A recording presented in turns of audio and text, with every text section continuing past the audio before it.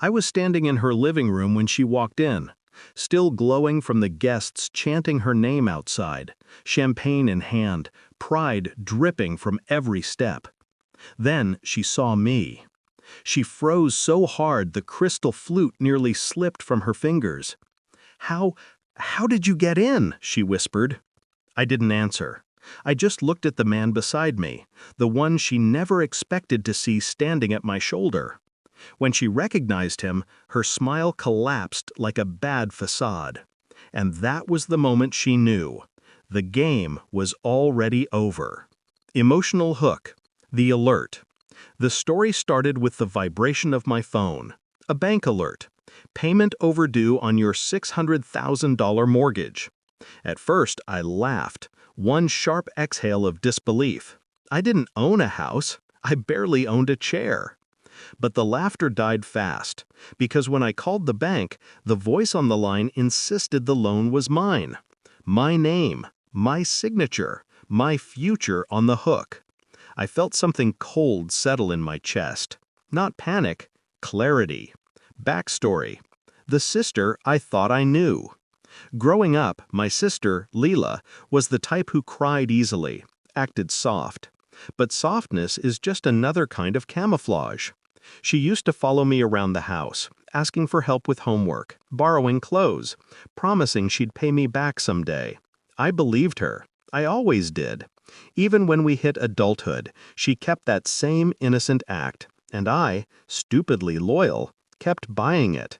Discovery. The first cracks. The first sign was a credit check I didn't authorize.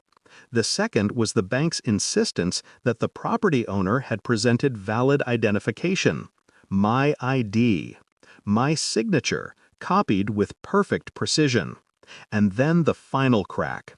A tagged post on social media. Leela, standing in front of a mansion. Her mansion. The caption bragged about finally having the life I deserve. I zoomed in on the paperwork in her hand, barely visible. The lender's logo matched the one on my alert.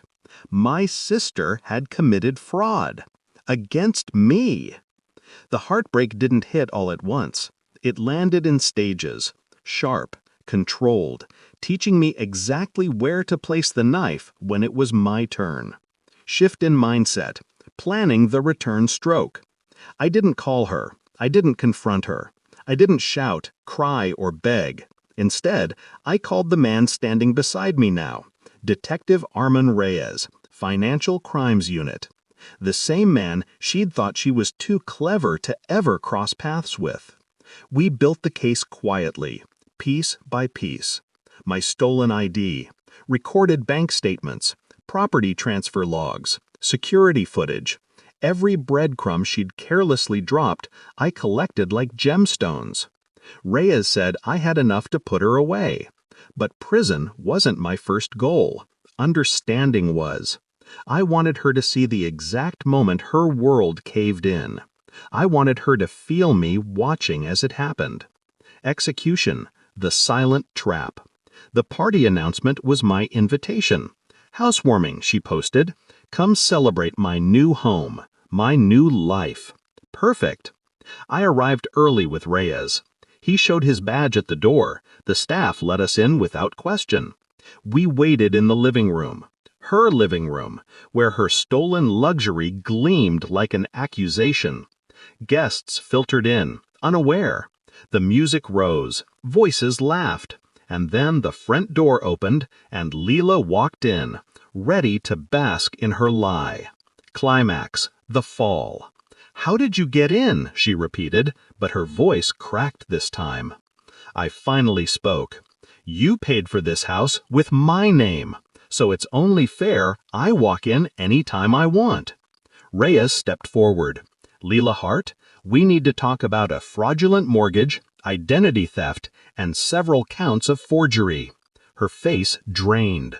Color fled. Her champagne hit the floor. "No, wait, I can explain." "You had months to explain," I said quietly, "but you never thought I'd notice. That's the part that stings the most." She looked around at her guests, their whispers slicing her from every side. Humiliation is a sharp, clean blade. They escorted her out in handcuffs. The party stopped. The music died. Her empire ended before it even started. Resolution, the quiet aftermath. I stayed a moment longer, walking through the mansion she'd tried to steal through me. The walls felt hollow now, stripped of her illusion. Reyes asked if I was all right. I told him the truth. I'm not angry anymore. Revenge doesn't always roar.